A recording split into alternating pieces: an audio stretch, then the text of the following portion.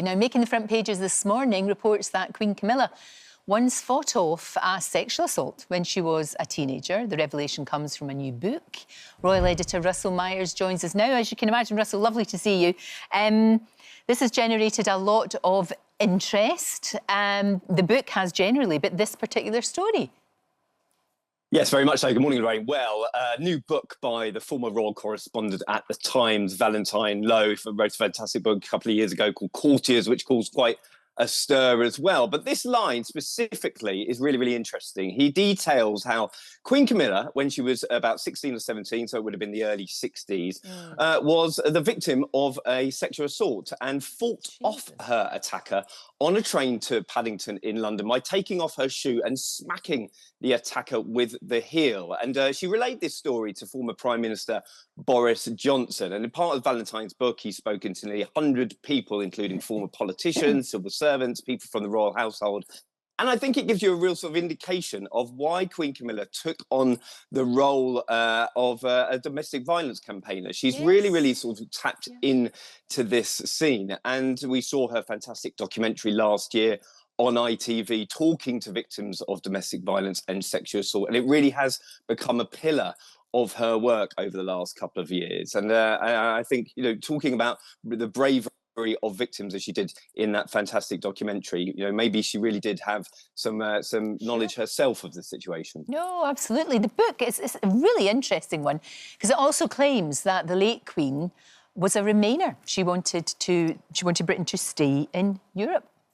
Well, very much so. I mean, you know, the royals are typically apolitical, aren't they? They don't vote. Certainly the late Queen was very astute at sort of giving a nod to certain political campaigns that she may have favoured. There was talk of her hat that was blue and yellow at one stage when there was a vote to leave the EU. However, Valentine details in her book that had she been given the opportunity to vote, she would have voted to remain in the EU. And this comes from a conversation she had with a former minister saying, you know, perhaps it's better the devil you know, we really should stay in the EU. And I think very, very interesting. We're talking about politics and royals quite a lot at the moment because of King Charles and Prince William's statements on the war in Gaza.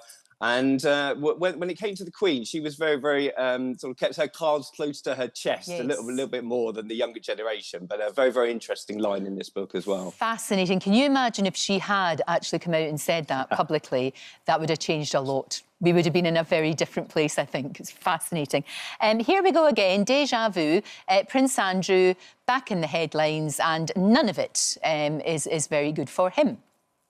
No, it isn't at all, because, as you say, sort of another day, another raft of headlines, not only for Prince Andrew, but for Buckingham Palace to pick over. And this relates to further allegations, further emails that have been unearthed relating to his relationship with the convicted paedophile Jeffrey Epstein. Now, if you remember in his disastrous BBC Newsnight interview, Andrew claimed that he had cut off all contact with Jeffrey Epstein in 2010 when he visited him in New York, and we had those infamous pictures of them walking side by side in Central Park in America. But these emails between Jeffrey Epstein and the former Prime Minister of Israel, who were trying to set up a security business in China, relate to Epstein saying that he received certain information from Andrew. And we assume he was talking about the prince. That was also detailed in the emails. Now, could this be further sort of embarrassment laid at Andrew's door? I think further allegations, obviously he's denied an awful lot at his door, but if he was in contact with Jeffrey Epstein, I think that is further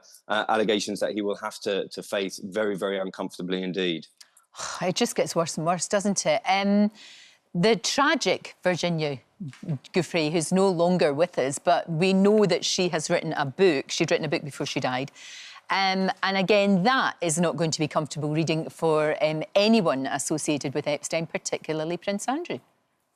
Well, very much so. You're talking about damaging allegations, and this new memoir that is going to come out in October, released with her blessing from a letter to her family, will detail not only further allegations of Jeffrey Epstein and his lover, Ghislaine Maxwell, who's serving a 20-year sentence in a US jail at the moment. But she claims further that she was forced to sleep with Prince Andrew on a fourth occasion. If you remember the allegations that she labelled against Prince Andrew, that she was trafficked by Epstein and Maxwell, slept with Prince Andrew on three occasions in 2001. Andrew had vehemently denied all those allegations in front of him, but she claims that she was forced to sleep with him a fourth time. So I think a lot of people will be poring over the details in this book. A very, very tragic case, as you said, about Virginia Giuffre. But unfortunately for Prince Andrew and the palace, a situation which is certainly not going away. No, indeed. We've been saying that for years, haven't we? Years now it has been. And finally, Windsor Castle. Now, there's a very special tribute at the castle for an incredible young woman. Well, certainly. Liz Hatton, the teenage photographer who sort of shot to fame trying to achieve a bucket list of dreams after she was diagnosed with a rare, incurable cancer, and met the Prince and Princess of Wales at Windsor Castle when they invited her to take some pictures of investiture. She has been remembered, and William and Kate said that at the time she was an inspirational character, and certainly she was. One of her pictures of a yeoman guard at Windsor Castle was given pride of place yesterday on what would have been her 18th birthday, and I think we could all agree, you know, she lived her life to the full of what she had of it, and certainly William and Kate's statement about how inspirational she was certainly echoes. Oh, that is such a lovely thing to do for Liz and for her family. I'm sure everybody that loves her will really appreciate that. Russell, thank you. Good to talk to you this morning. Hi there. Thanks so much for watching our YouTube channel. We upload new videos every single day. So click here if you're interested in this video, or head to the homepage for more amazing content.